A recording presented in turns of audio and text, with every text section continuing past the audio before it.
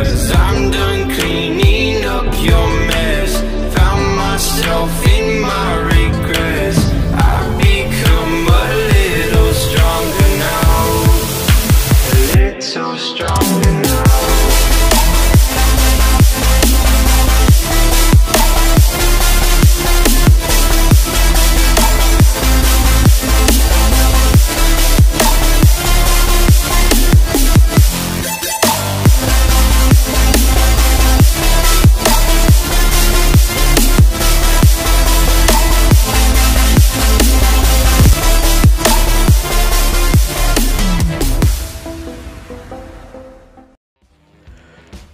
Oke teman-teman semua, jadi video kali ini kita bakal ngebahas masalah gigit ekor pada Channa auranti.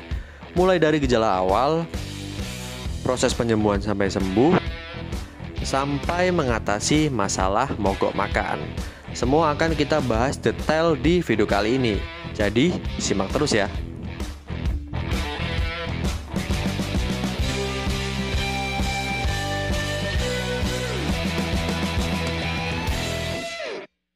Assalamualaikum warahmatullahi wabarakatuh. Selamat datang buat teman-teman semua yang baru bergabung di channel ini.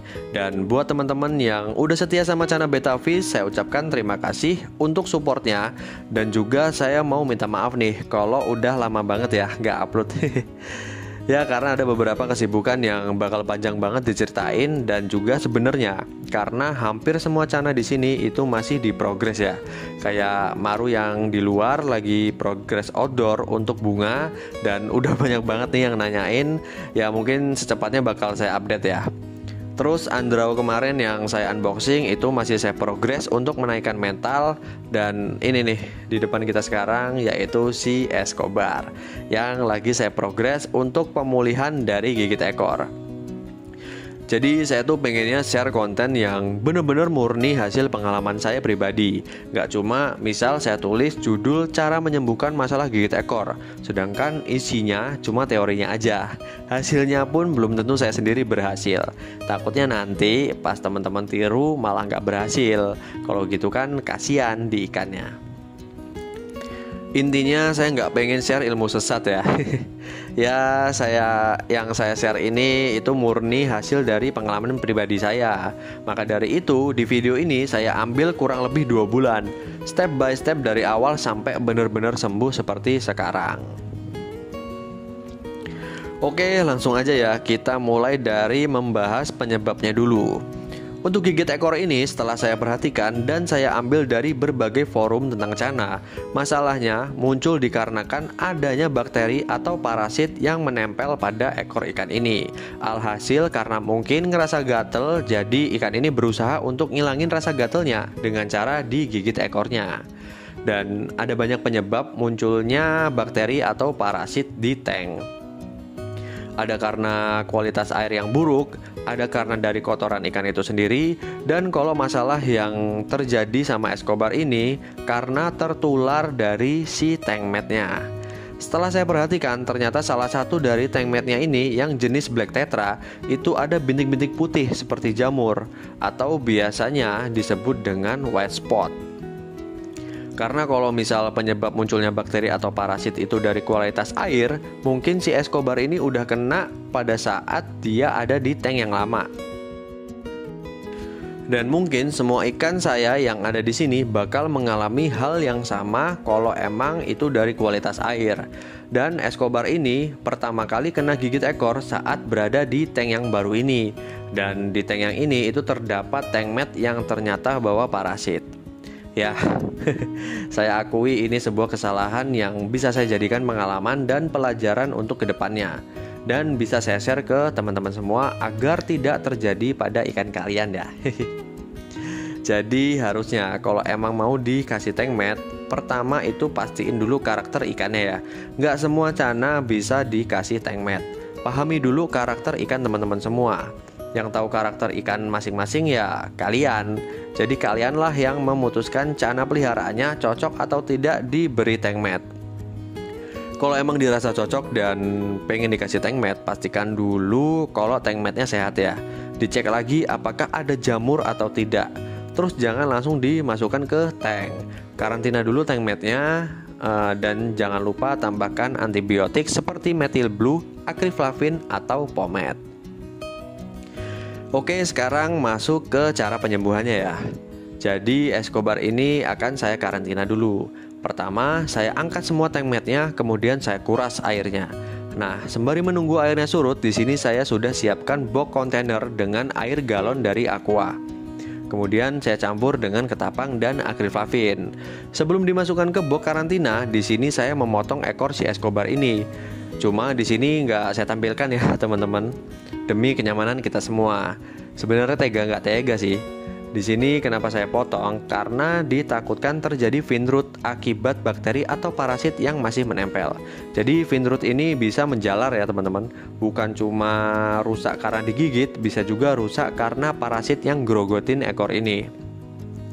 Setelah dipotong, baru masukkan ke box karantina. Escobar saya masukkan di sini cuma 1 hari aja teman-teman. Oke, ikan sudah ditaruh di box karantina. Selanjutnya bersihkan semua bagian pada akuarium ini. Pertama, angkat semua pasirnya, kemudian cuci bersihkan semua bagian akuarium ini. Di sini saya cuci pakai Dettol ya teman-teman. Kemudian bilas lagi sampai benar-benar bersih lah. Setelah dirasa bersih, baru nih masukin airnya. Kita isi nggak usah terlalu penuh ya teman-teman, kira-kira 30% aja dari ukuran tanknya, supaya ikan nggak terlalu capek ketika mau ambil napas. Sembari menunggu air yang penuh, kita siapkan dulu obatnya. Di sini saya pakai pomade. Nah, buat teman-teman yang mau pakai pomade, saya saranin lebih berhati-hati karena ada juga nih produk palsunya. Kalau kurang yakin, bisa juga beli di Shopee atau yang ada garansi orinya ya. Atau biasanya yang ori dijual dengan harga 50.000 ke atas untuk ukuran 5 gram. Nah, cara penggunaannya ada di sini ya. Bisa kita lihat pada bagian belakang. Untuk pengobatan di sini ditulis 5 gram untuk 500 liter air, dan untuk pencegahan bisa pakai 5 gram untuk 1000 liter air. Karena di sini kita pakai untuk pengobatan, berarti kita pakai yang 5 gram untuk 500 liter air. Terus gimana nih cara ngukur volume airnya? Apakah harus diukur pakai takaran minyak lampu? Jadi gini teman-teman, buat teman-teman yang belum tahu cara mengukur berapa liter air yang ada di akuarium, itu gampang banget. Kita pakai rumus balok ya. Rumusnya adalah panjang kali lebar kali tinggi. Jadi di sini akuarium yang saya pakai memiliki panjang 80 cm, lebar 40 cm, dan tinggi 40 cm. Cuma untuk tingginya kita pakai ketinggian airnya. Nah, untuk ketinggian air di sini adalah 15 cm. Jadi 80 dikali 40 dikali 15 cm hasilnya adalah 48.000 cm3. Nah, karena 1 liter adalah sama dengan 1000 cm3, maka 48.000 dibagi 1000 hasilnya adalah 48 liter. Terus di keterangan pada pomade-nya ini adalah 5 gram untuk 500 liter. Jadi untuk 100 liternya hanya perlu 1 gram aja. Karena di sini volume airnya nggak sampai 100 liter dan hanya 48 liter atau kurang dari 50, berarti kita hanya pakai setengah gram aja untuk tank ini.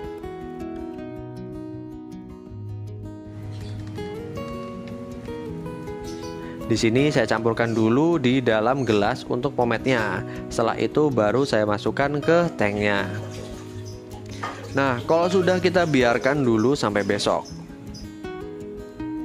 Keesokan harinya baru kita masukkan si ikan ke sini.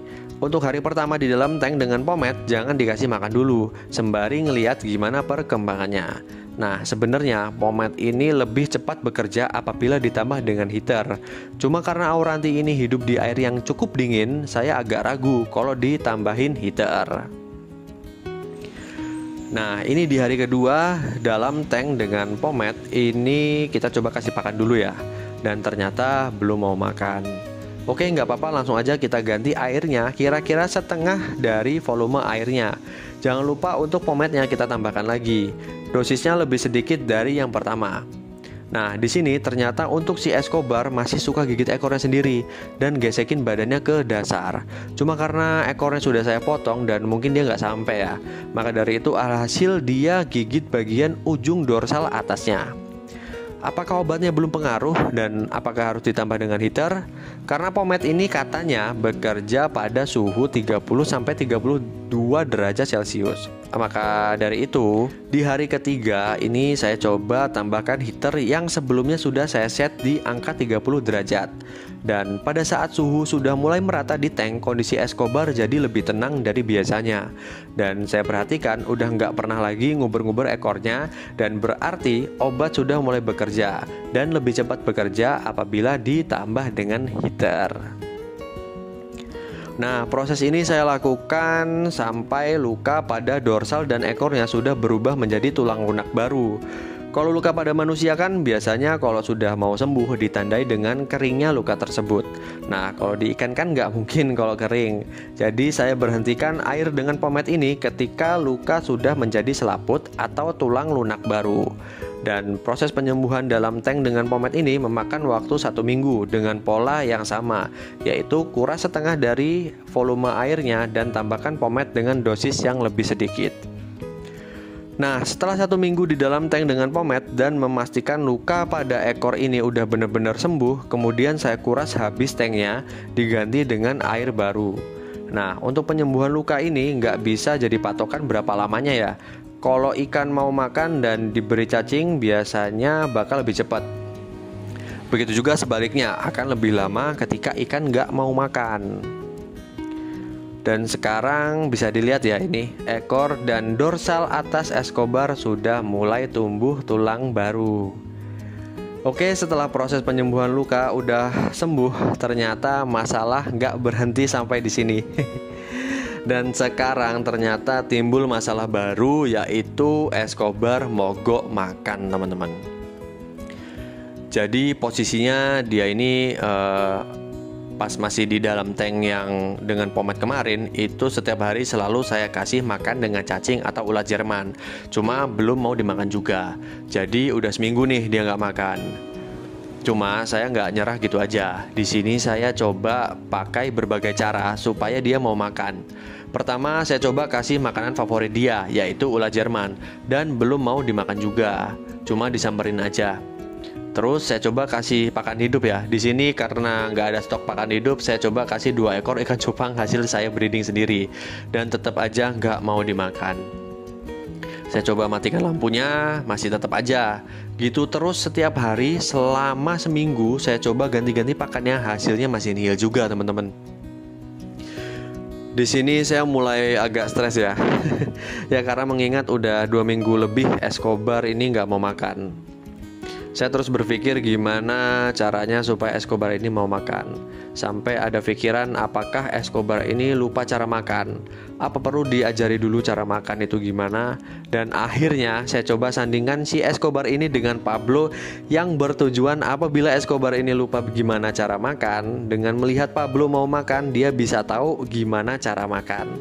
Tapi hasilnya pun sama aja, tetap Escobar nggak mau makan, teman-teman. Di sini saya udah mulai stres banget ya. Oke, saya coba cari-cari tahu di forum Facebook dan rata-rata solusinya cuma disuruh puasa. Ya, mau nambah puasa berapa lama lagi? Sedangkan Escobar ini udah 2 minggu lebih nggak makan. Akhirnya saya coba ke toko ikan, yaitu MyFish langganan saya, dan akhirnya ditawari obat untuk penambah nafsu makan. Bukan Curcuma Plus atau Scott Emulsion ya, melainkan ini dia obat ya, merek Hobbies yang gambarnya ada ikan arwana. Di sini keterangannya 1 tablet untuk 200 liter air, dan isinya ada 10 tablet. Untuk harganya sendiri itu murah banget ya teman-teman, cuma Rp4.000 aja. Nah, di bagian belakang teman-teman bisa baca sendiri ya. Sekarang coba kita lihat isinya. Bentuknya tablet ya teman-teman, mirip tramadol. Mirip paracetamol. Nah, ini dia bentuknya.